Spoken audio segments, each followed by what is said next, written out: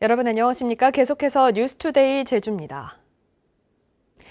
제주에서 하루 동안에 올 들어 최대 규모인 13명의 코로나19 확진자가 나와 방역당국은 긴장하고 있습니다.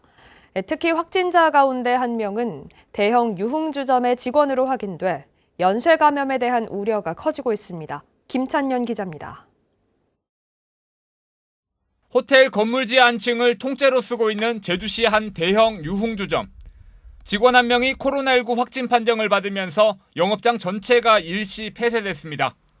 중앙 임원 포함 웨이터 모든 사람들이 지금 다 검사를 받고 있고요. 지금 파악 다 하고 있어요. 크게 어려울 건 없는 거죠. 연락처들도 있고 또 QR코드나 이런 것들도 다 있고. 제주도는 해당 유흥주점을 공개하고 확진된 직원이 일했던 지난 1일 밤부터 3일 오후 사이 유흥주점을 다녀간 손님들에게 진단검사를 당부했습니다. 현재까지 제주도가 방명록 등을 통해 확인한 손님은 20여 명.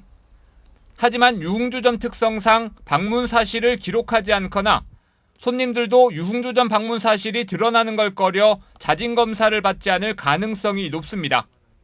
방역당국은 최근 부산에서 유흥주점발 확진자가 400명까지 늘어난 사례도 있어 CCTV를 분석하는 등 N차 감염이 일어나기 전에 신속한 역학조사를 벌인다는 방침입니다.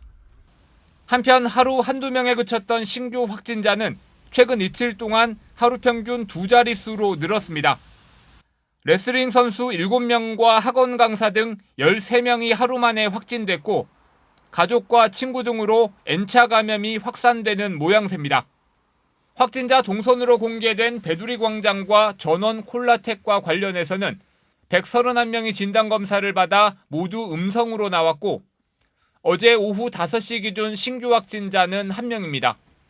그런데 특히 이제 4월달 많은 분들이 다녀가면서 그러한 노출 빈도가 상당히 높았던 것으로 가정이 되고요. 제주도는 확진자가 급증했지만 병상 확보 등 의료 역량 범위 안에 있다며 사회적 거리두기나 집합 제한 조치는 당분간 유지하기로 했습니다. MBC 뉴스 김찬년입니다. 대형 사고가 잇따르고 있는 516 도로와 1100 도로에 대형 화물 차량 통행이 제한될 전망입니다. 제주경찰청은 제주대 입구 사거리 교통사고 이후 유관기관과 대책회의 등을 거쳐 516 도로와 1100 도로에 대형 화물 차량 통행을 제한하기로 의견을 모았고 이달 중에 심의를 거쳐 최종 확정한다고 밝혔습니다. 이와 함께 평화로 등 기존 10개 구간에서 실시하던 구간 단속을 산간도로를 중심으로 24개 구간으로 늘릴 계획입니다. 제주대학교는 지난달 6일 학교 입구 516 도로에서 발생한 교통사고로 피해를 입은 학생 33명이 빠르게 회복해 학업에 전념할 수 있도록 특별장학금 1,400만 원을 지원했다고 밝혔습니다. 교통사고로 학생 1명이 중상을 입어 의식을 회복하지 못하고 있으며 2명은 수술이 필요하고 30명은 통원 치료를 받고 있습니다. 올해 초부터 중국 연안에서 밀려온 괭생이 모자반 때문에 골머리를 앓았었는데요. 거대한 괭생이 모자반 무리가 또다시 동중국해에서 제주를 향해 이동하고 있습니다. 이달 안에 제주 연안을 덮칠 가능성이 높아서 당국이 바짝 긴장하고 있습니다. 오승철 기자입니다.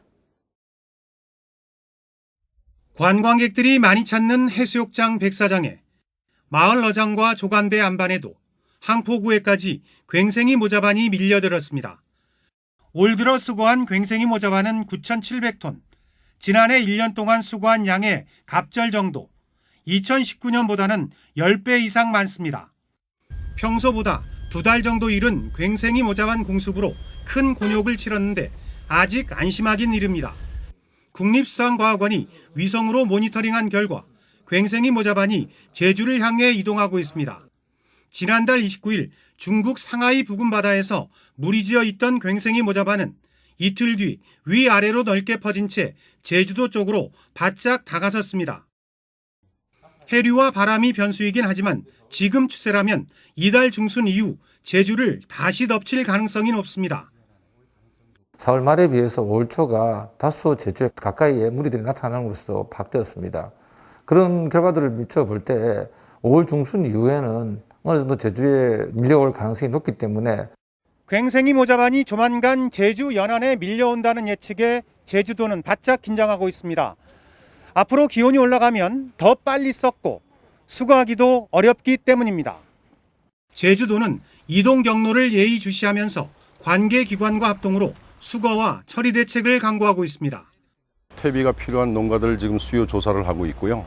원래는 한 18,000톤까지 수용할 수 있는 농가들이 이제 수요 조사가 완료됐습니다. 거기에 맞춰서 지금 바다환경 지킴이들 전 도에 배치를 해서 괭생이 모자반의 유입 시기가 길어지고 양도 급증하는 만큼 제주 연안에 오기 전에 공해상에서 수거하는 체계도 마련돼야 한다는 지적입니다. MBC 뉴스 오승철입니다. 공공 놀이방이나 도서관 등 우리 주변의 어린이를 위한 전용 문화시설은 여전히 부족하다는 지적이 많습니다. 서귀포시가 제주 혁신도시 국민체육센터에 예정됐던 놀이방과 작은 도서관 등 문화시설 계획을 일방적으로 빼버려 논란이 일고 있습니다. 김항섭 기자가 취재했습니다. 제주 혁신도시에 들어선 지상 2층, 연면적 2,000제곱미터 규모의 국민체육센터입니다. 농구와 배구 등 운동을 할 수 있는 실내 체육관과 헬스장 등이 마련됐습니다. 개관을 앞두고 시설 관리 인력을 채용하는 등 막바지 준비가 한창입니다. 지난해 완공된 서귀포 혁신도시 국민체육센터는 이르면 다음 달 말부터 일반 시민들이 이용할 수 있게 됩니다. 하지만 당초 예정됐던 어린이 놀이방과 작은 도서관 등 문화시설은 슬그머니 빠졌습니다. 서귀포 혁신도시 국민체육센터 건립사업이 문화체육관광부 사업에 최종 선정된 것은 지난 2017년. 국비 30억 원에 지방비 35억 원을 더해 총 사업비 65억 원이 투입됐습니다.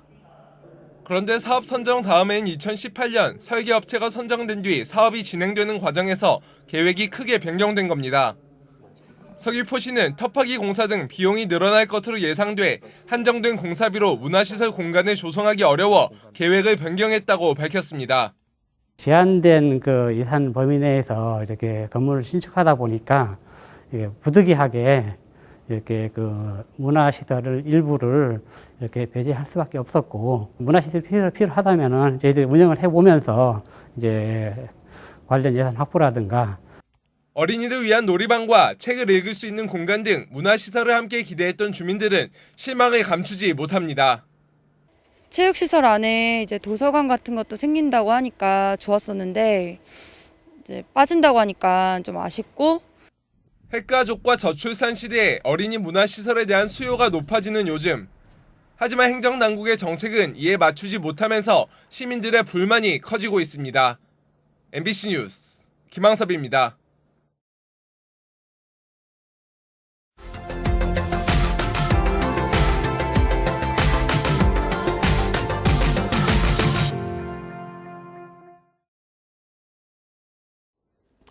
강원도 횡성의 한 캠핑장 텐트 안에서 일가족 3명이 숨진 채 발견됐습니다.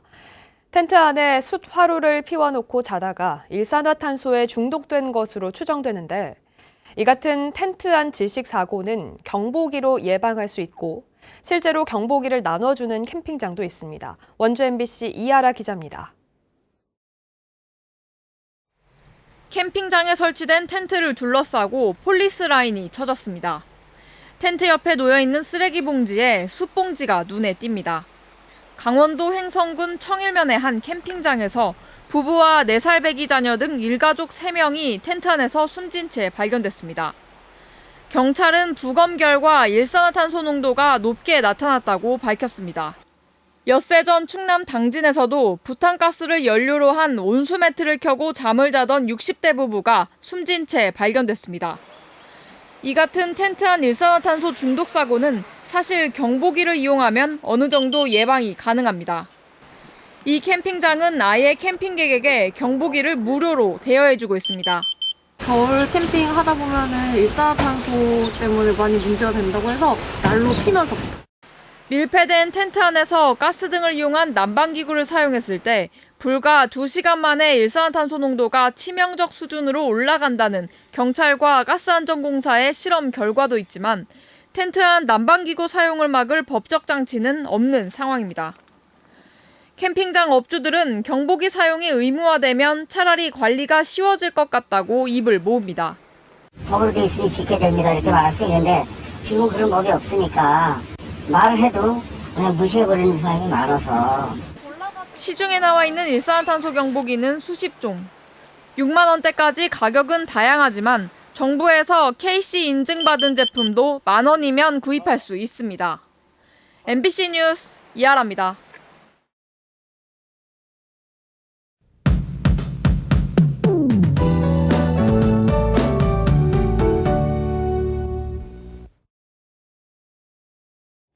오늘도 맑은 날씨 속에 낮 동안 포근하겠습니다. 현재 아침 공기는 조금 서늘합니다. 밤사이에도 하늘이 맑아서 어제 낮 동안 쌓여있던 열이 쉽게 빠져나갔기 때문인데요. 봄볕이 퍼지면서 기온은 금세 오르겠습니다. 오늘 낮과 밤의 기온차가 10도 가까이 크게 벌어지겠는데요. 일교차에 유의해 주시기 바랍니다. 맑은 날씨가 이어지면서 대기는 차차 건조해지고 있습니다. 오늘 불씨 관리도 잘 해주시기 바랍니다. 어제부터 몽골 고비 사막에서 다시 황사가 발원하고 있습니다. 제주도까지 영향을 주진 않아서요. 오늘 제주도의 미세먼지 농도는 보통 수준을 보이겠습니다.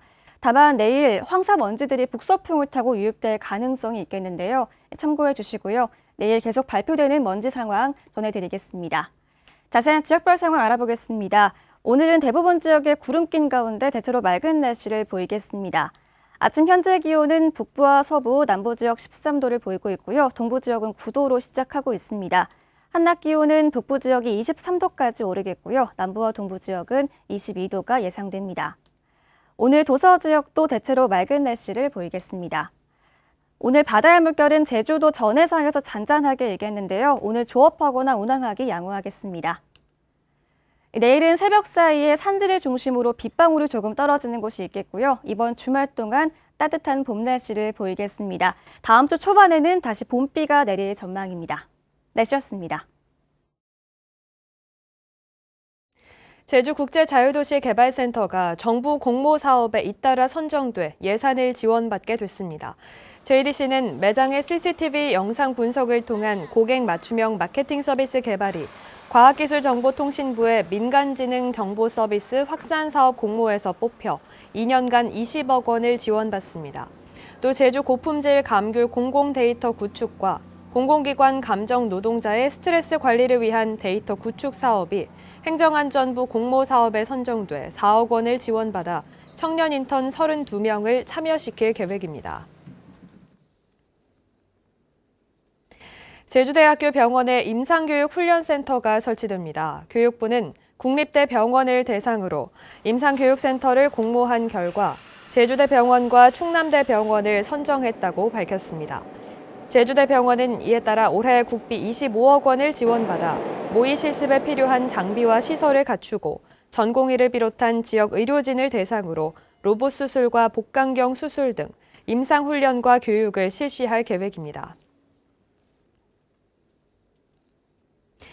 제주시 아라동에 발달장애인 특화 사업장이 들어섭니다. 중소벤처기업부는 발달장애인 가족의 창업을 돕기 위해 제주도와 충남 공주시, 태안군 세 곳에 올해 발달장애인 특화 사업장을 구축하고 5년 동안 운영비 7억 5천만 원씩을 지원하기로 결정했습니다. 제주도는 제주시 아라동에 건립 중인 발달장애인 종합복지관 부근에 표고버섯 스마트팜을 만들어 나라장터, 농협 등과 연계해 판로를 확보할 계획입니다. 관광객들이 많이 찾는 제주시 구좌읍 월정리 해변이 해수욕장으로 지정됩니다. 제주도는 최근 해수욕장협의회를 열어 관광객과 피서객들이 몰리는 월정 해변을 해수욕장으로 지정하고 안전요원과 안전시설을 확충하기로 했습니다.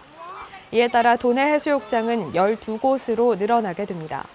제주도는 오는 7월 1일 일제히 개장하는 해수욕장에 안전요원 295명을 배치해 안전과 코로나 방역 관리에 만전을 기할 방침입니다. 제주에서 하루 평균 3건이 넘는 산업재해가 발생하고 있습니다. 제주도에 따르면 지난해 발생한 산업재해는 1,702건으로 하루 평균 3.3건이고 이 가운데 92건은 제주도나 행정시가 발주한 공사장에서 발생한 것으로 나타났습니다.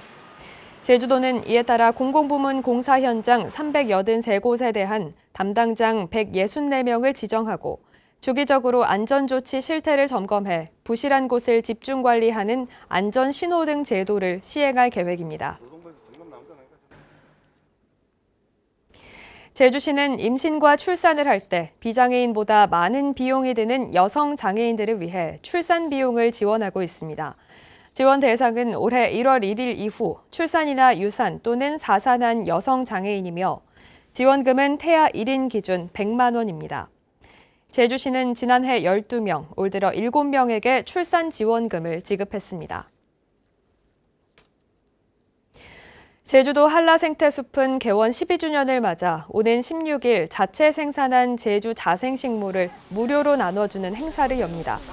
내일부터 인터넷 홈페이지를 통해 신청하면 선착순으로 대상자를 선정해 참꽃나무와 산수국, 주목과 좀비비추 한 그루씩 한 명당 모두 4그루를 드라이브스루 방식으로 나눠줄 계획입니다. 뉴스투데이 제주를 마치겠습니다. 시청해주신 여러분 고맙습니다.